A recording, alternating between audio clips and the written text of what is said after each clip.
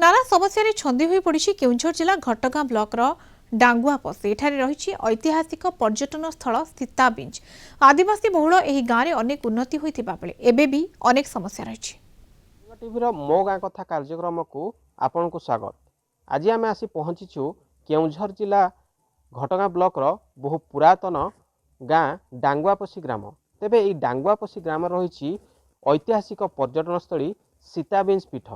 तेबे आसंतु जानिबा गाँव में कौन रही ऐतिह्य परंपरा आ किभली लोक माने एठारे सरकार योजनार उपकृत होइछंती आ कौन रही समस्या आसंतु देखिबा एही रिपोर्ट।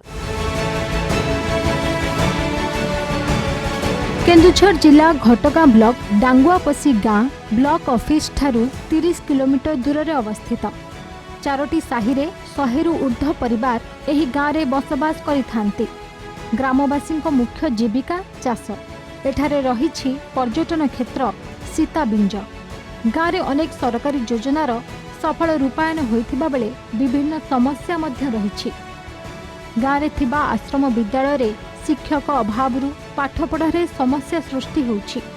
गाँ ठारू 3 किलोमीटर दूर में रही हाईस्कूल।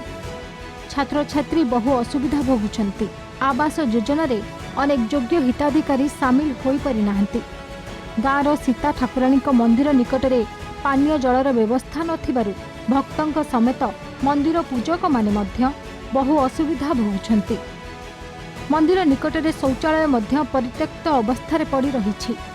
स्वास्थ्य सेवा पाई गाँवर लोके ढेंकीकोट किंबा जिला मुख्य चिकित्सालय उपरे निर्भरशील।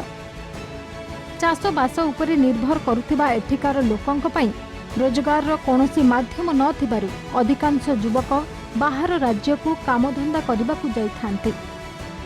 वर्तमान ये जो रास्ता आमर ढेंकीकोट भाई ढेंकीकोट जो जीवाई रास्ता रास्ता वर्तमान सरकार तरफ काम चली निम्नमान भाया लगुच तेणु भल भाव कम है आमको भल लगे। शिक्षा व्यवस्था भी आज्ञा बहुत निम्नमान वर्तमान जो सरकार नुआ सरकार आसछन्ती टीचर देइछन्ती एजुकेशन डिपार्टमेंट सब टीचर पाइला। ये हूँ आश्रम स्कूल।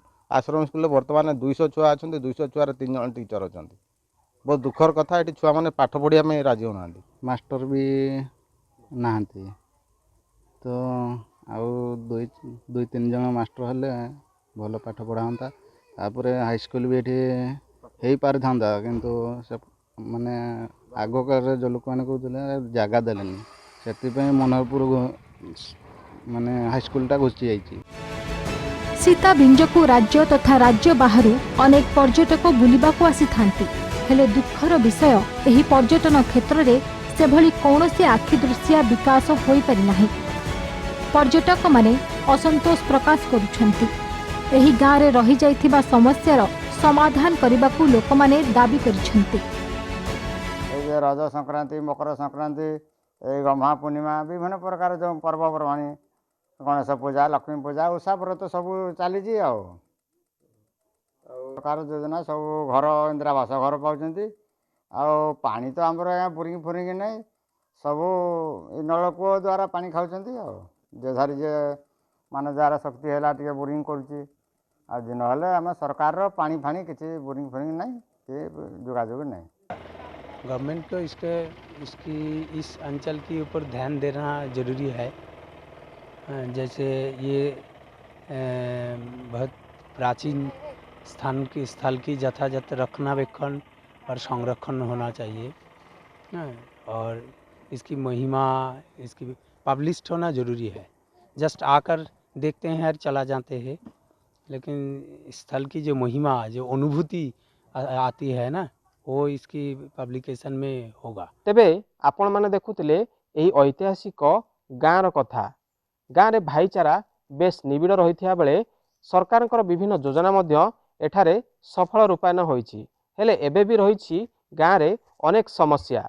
जदि प्रशासन एथिप्रति दृष्टि देई एठार रहिथिबा एही ऐतिहासिक पर्यटनस्थलीर विकास करि पारन्ते तेबे निश्चित भाव में एही गाँर मध्य विकास होई पारंता बोली आशा करा जाउछि। केन्दुझर जिला घटगां ब्लॉक डांगुआपसी ग्रामरू भवानी प्रसाद, कलिंग टीवी।